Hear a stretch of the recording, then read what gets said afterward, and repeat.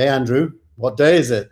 It is Friday, Keith, December the 4th. And as we inch our way towards the end of this wonderful year, 2020, memorable year, are you going to be able to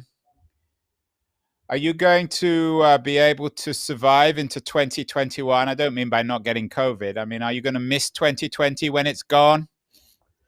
I don't really have an affinity for years between you and me. I don't think like that. So I'm just going to be.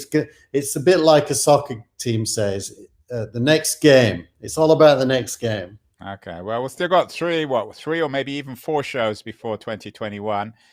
December 4th, that was the week. And that was the week where we had another huge tech deal go down. Yeah. Mark Benioff buys Slack. What's the significance of this, Keith? Well, the first probably And thing. maybe I'm putting it in the. Maybe it's not Mark Benioff. It didn't actually personally pay for it. Obviously, it's a Salesforce acquisition. Yeah, he could have afforded it though. Fair to say. Could have afforded 2 or 3 Slacks. Well, the interesting thing is why didn't it happen before? Because it's such an obvious acquisition.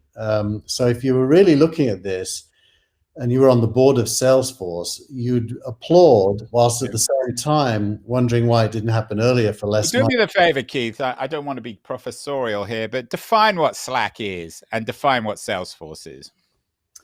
So Salesforce is a highly centralized intranet-like set of applications and services that are used in sales, enterprise resource planning, customer-facing help desk and communications. It's a lot of stuff, but it's basically branded, centralized, hub and spoke. You become a member and you can use the apps and services, and you pay various subscription fees for them. And it was one of the original pioneering cloud companies. It was, and it has completely transformed. Many organizations sit on top of it now. It's great. It's got good developer-facing stuff. You can build on top of it. It's very, very good, but it is a kind of a first generation, what you could think of as centralized cloud. Right, and I always think of it in personality terms. Benioff is not the perfect person, but he's certainly a million times better than Ellison. And of course, Benioff worked for Oracle, and then I guess he argued like everybody else does with Ellison and went away and started Salesforce. Yeah, no, he's an awesome guy. Yeah, Benioff's awesome. He's the best. I mean, he's not the ideal face, but if tech wanted a palatable face, it's Benioff for his political opinions and seems like he's a decent guy. Yeah. And funny and very smart. He's very smart and he's nice. I think he's a nice person. Yeah. So Slack, on the other hand, is really interesting. Slack never really tried to sell to enterprises, which Salesforce does. Slack, I could download it and create a Slack presence, and I could invite you to it, and you and me could be chatting. So it crept into the enterprise through the back door, not put in there by chief information officers, but just by individuals who started using it. It grew from the inside, became very big, and threatened Microsoft's franchise with SharePoint and all the stuff that Microsoft used to own. So it's sort of what, real-time desktop sharing? Real-time desktop sharing, real-time chat and communications, pretty much for teams. So it really didn't deal with customers. It dealt with team members. Our project, people in projects, and it got very big. Did an IPO. It's worth today $27.7 billion. Many years later, Stuart Butterfield, the founder, is a techie, very, very good, very like Brett Taylor at Salesforce, who had previously done Friend Feed, who is Facebook before that, wasn't he? Facebook before that. So actually, after that, Facebook acquired Friend Feed. It's really a story of a successful bottoms-up growth business infrastructure that didn't go in through the front door but went in through the back door. It integrates because it has APIs. It's very open, So it integrates with lots of other things, like your Google Docs can be in your Slack. Your bank account can alert you in your Slack. So it becomes. And our Restream, is it integrated with Restream? It could be. I haven't integrated ours, but it definitely would be capable of being integrated. Yeah, and it does voice and video as well, so you can do calls. So, and looming in the background here is that jealous older man who just got ignored for the better looking younger man. Microsoft, always the bridegroom, never the bride. Is that the term?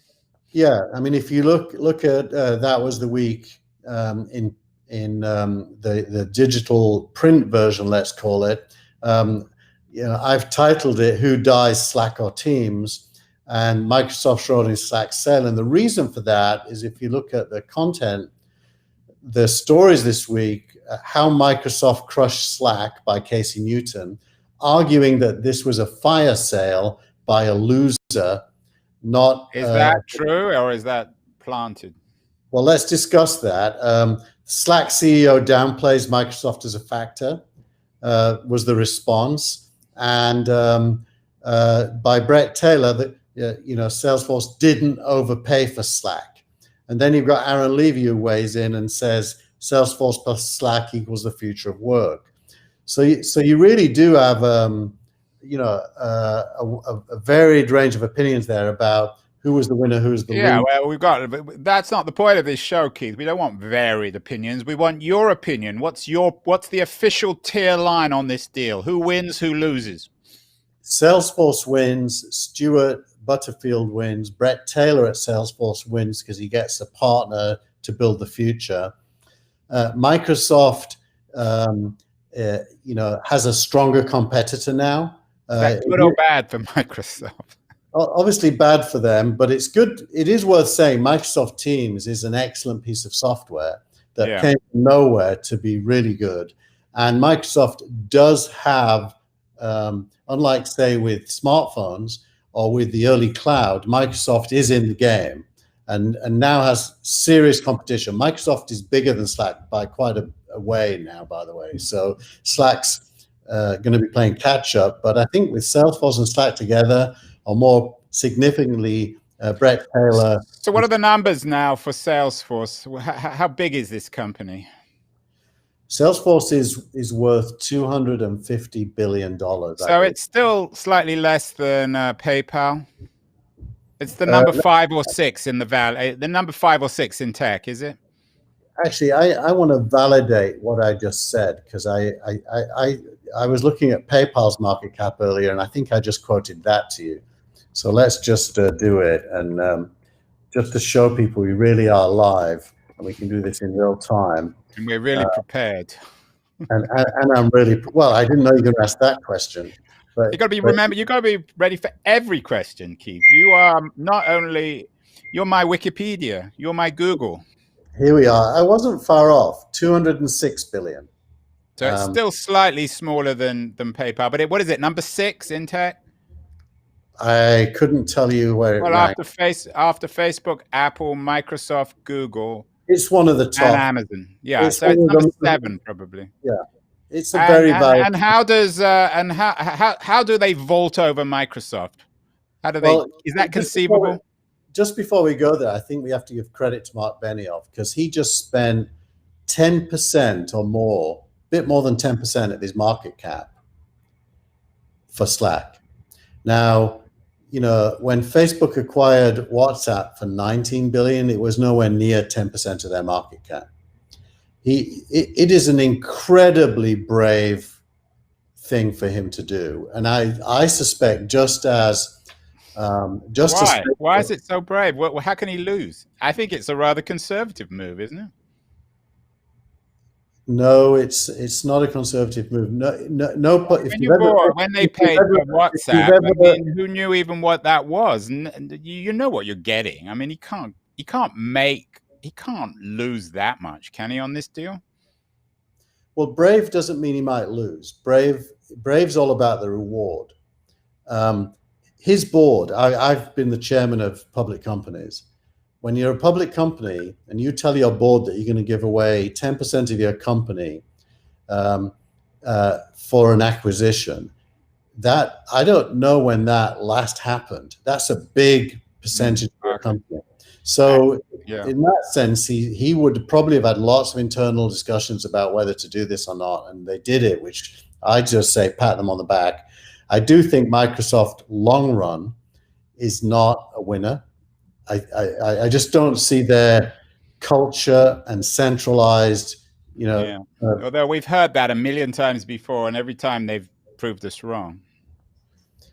Well, they're a survivor. That's probably, they're more than a survivor, aren't they now?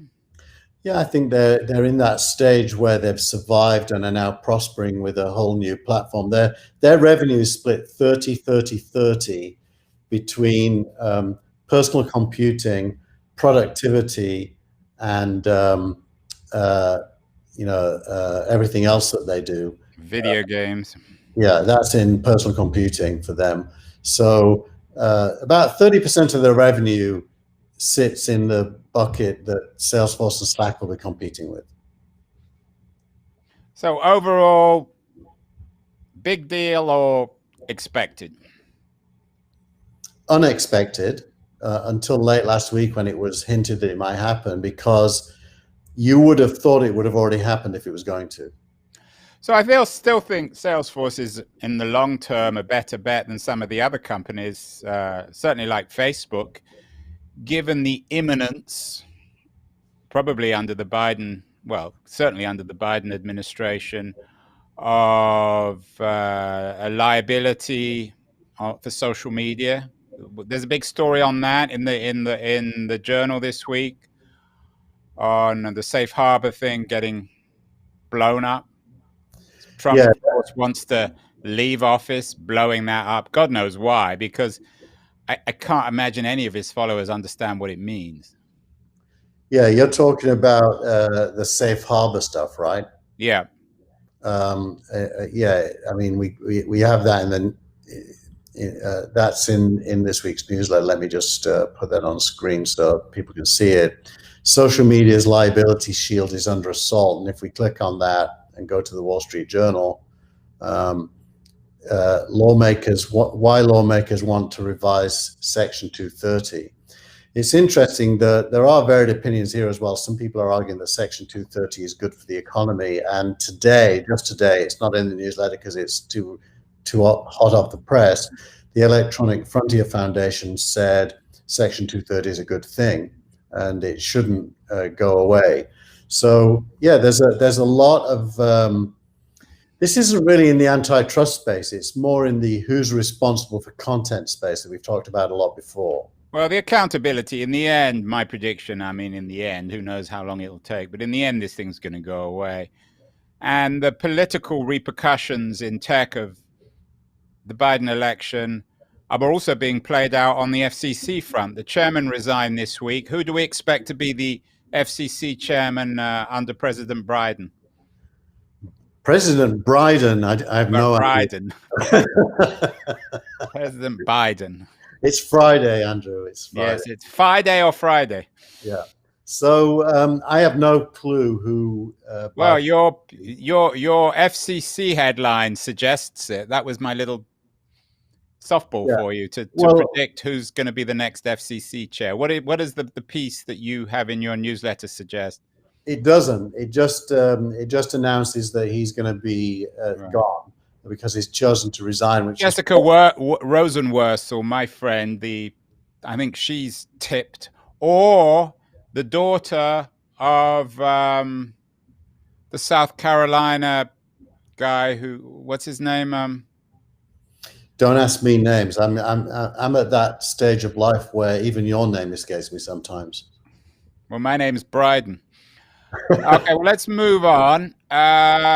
Another big death this week, apparently, is the department store, Keith. We're at the end of...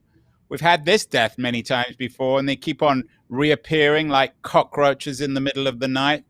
But are we finally at the end, in the middle of COVID, of the American department store?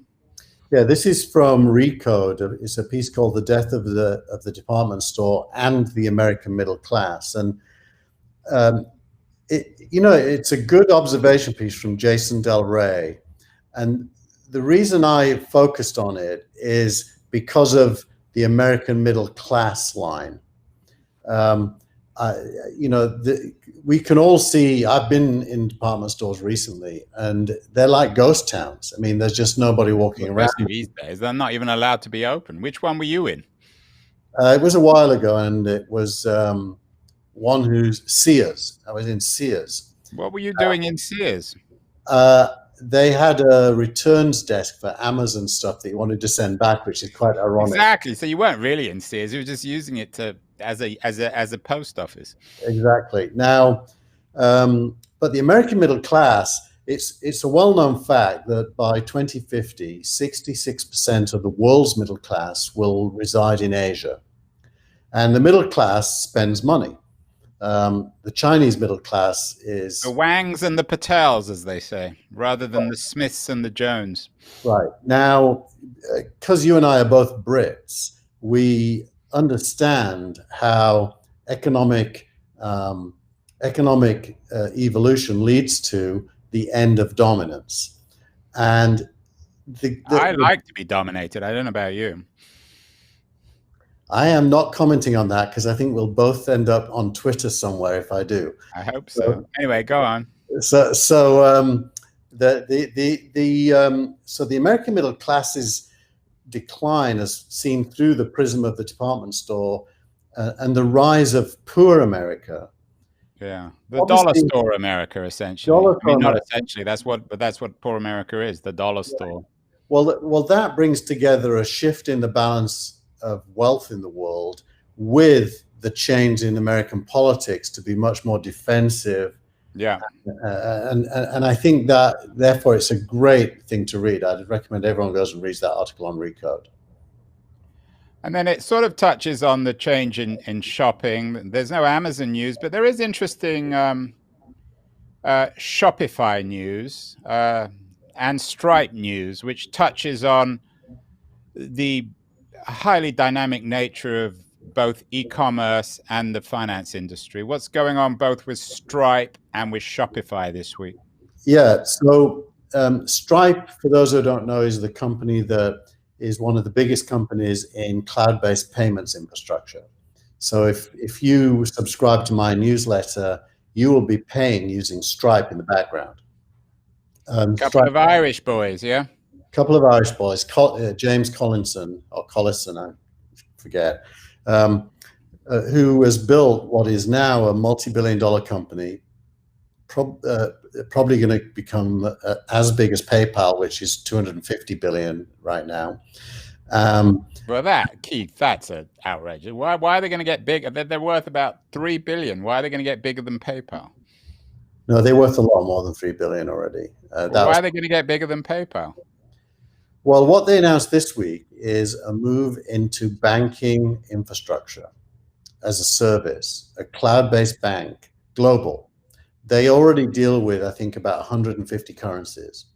They're now going to be regulated to be allowed to become a treasury, that's to say to hold money and to do money transfers. And one of the biggest businesses in the world is moving money around.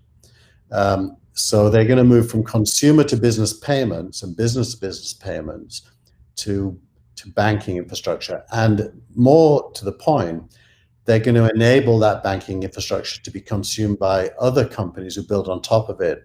Shopify. So Shopify will be able to pass on this Stripe functionality to its customers, is that? Yeah, Shopify will be able to issue credit, debit, and store cash. All the things that you can do in the physical world with credit cards and debit cards and bank accounts, you'll be able to do digitally. And can you do this on Amazon Web Services? I know Shopify and Amazon Web Services are direct competitors. Well, Amazon Web Services doesn't productize functionality. It provides infrastructure. In fact, wouldn't shock me if Stripe actually used Amazon Web Services. It's incredible though how dynamic and transformative the financial sector is. There was a piece that missed your deadline, but I know you've got it on screen about Plaid and Visa and antitrust. You might put that one up because it's interesting too. Yeah, well, this is a big problem in Silicon Valley if this ends up being the case. The story is that Plaid is being acquired by Visa, and that acquisition is being blocked by the Justice Department on antitrust grounds. You might explain what Plaid is. Plaid is basically banking infrastructure, not... It's essential plumbing. It's the thing you need to access. When we access our bank accounts online, it uses some of the Plaid pipes. The glue. It's the glue between bank accounts and so very boring but essential, and that's why it's so valuable. But they were acquired by Visa for $5 billion, and they didn't have any revenue, and Visa was an investor, so it's all a bit dodgy. And the New York Times, which usually is not that outspoken when it comes to antitrust stuff, had a pretty aggressive editorial this week suggesting that the Justice Department was right to look quite critically at the Visa Plaid acquisition. Yeah, one wonders why, because I'm a kind of an analyst in this space to some extent. When you're a venture capitalist, you have to be an analyst. And if I was predicting Visa's future, it wouldn't look good. So this would be a bit like Microsoft making an acquisition in roughly, 1998 through 2005. Well, buying Salesforce. They tried, didn't they? Yeah. So except that. Yeah, so it's really interesting that the whole finance space, and then of course there's crypto, which continues to bubble along. Is that fair? We got a crypto bubble at the moment. I don't think there is a bubble. I think something quite different is happening. The CEO of PayPal today predicted that crypto will become mainstream during the next couple of years. Well, they're making it mainstream because you can buy and sell stuff now using crypto on PayPal. Yeah, and Bitcoin is currently at $18,600. But probably what's more significant is the rise of stable coins that challenge national currencies by being a store of value that is not volatile. Yeah. So Facebook this week said it's going forward with Libra. It changed the name to Diem, right. DIEM. So the crypto space is very real. It's digital money, and what Stripe is doing, what Visa is doing with Plaid. It's all about digital money and the ability to transact and to move around digital money. It's a really interesting subject, and we don't have enough time to cover it properly today, but we need to have a whole show about that. Yeah. And speaking of bubbles, Keith, crypto might be not a bubble, maybe for real, but I hear from my closest friends that there's a SPAC bubble. Is that right? There's definitely a SPAC something. Whether it's a bubble or not, a few weeks ago. Yeah, you gotta be. You're my authority. Is there a SPAC bubble or isn't there? You can't be in between. Yes or no? No, there is not a SPAC bubble. What there is. Well, why do people think there's a SPAC bubble? Because there's lots of SPACs. For those who, again, it's attracting a lot of dumb money. Who was the guy? There was someone a few weeks ago who was doing a SPAC, some schmuck. Who was it? Well, that's a hard question because there's a lot. There was a particularly schmuck who was doing a SPAC. I can't remember who it was. Wasn't it a politician like Paul Ryan? Yeah, Paul Ryan. It will become absurd when Mitch McConnell does one. Yeah, but but to be serious, a SPAC, as we've discussed before, SPAC is a special purpose acquisition company. It basically is a financial vehicle. It typically has somewhere between $500 million and $1 billion in cash. It's listed on the New York Stock Exchange, typically on the NASDAQ, mainly the New York Stock Exchange. And it looks for a company that it can merge with that is a growth company. So it's a financial instrument for going public, and the people who put it together make money from finding a target to merge with and go public. And it has accelerated the stage at which a company can go public massively. So companies that won't be profitable until 2025 are successfully doing SPACs to get. In a sense, it's an alternative or a short-term alternative to the public market. Financed with private money. Yeah, it's a path to the public market using private money. Right, and financed, of course, by these swashbuckling VCs who have too much money and too much time. Who's the guy with the unpronounceable name who's championing these SPACs? Chamath Palihapitiya. I'm not going to try that one, but he seems to be the pioneer or the public face of the SPAC. So again, it's for real. So again, in terms of SPACs and Stripe and the and Shopify, the and this whole thing with Visa and Plaid, everything's changing in finance. Yeah, Om Malik was on CNBC Squawk Alley this morning and was asked, if this was baseball, what innings are we in? And Om's answer was the top of the second. And for those who don't know, baseball has 9 innings. So that means that this move to the cloud, this digitization of money, this distributed infrastructure that allows businesses to come from nowhere and become Slack size, all of that is in the very earliest stages. When Warner Brothers yesterday announced that they're going to be releasing all their movies next year streaming, that's another sign of this. But that's a 7th or 8th inning event in the history of entertainment. We knew that the Netflixes and the Amazons and the Googles and the YouTubes of the world are going after Warner Brothers. But so who's losing here when it comes to finance? The Goldman Sachs, the Wells Fargos, the banks of America, the Visas, the MasterCards?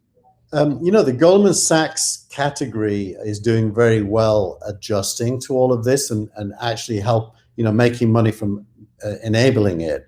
The real losers are going to be retail banks, and then maybe, but I doubt this, central banks. When was the last time you went to a retail bank? Did you?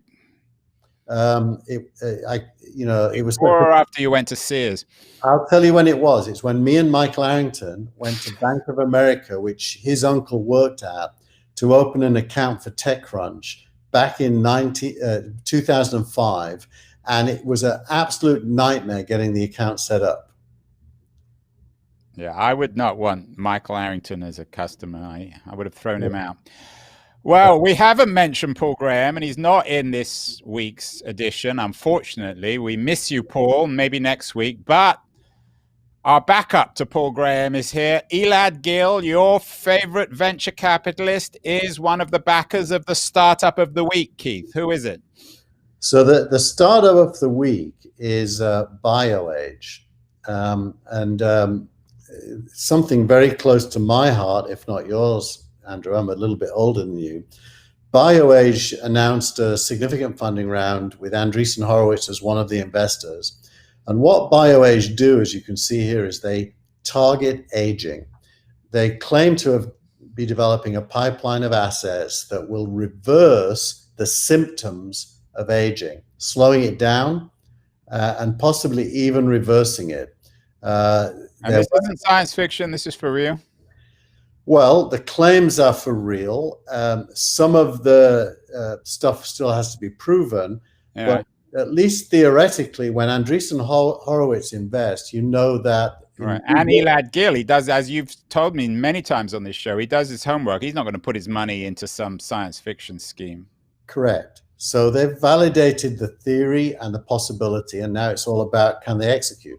I hope they're testing out on Peter Thiel, isn't he?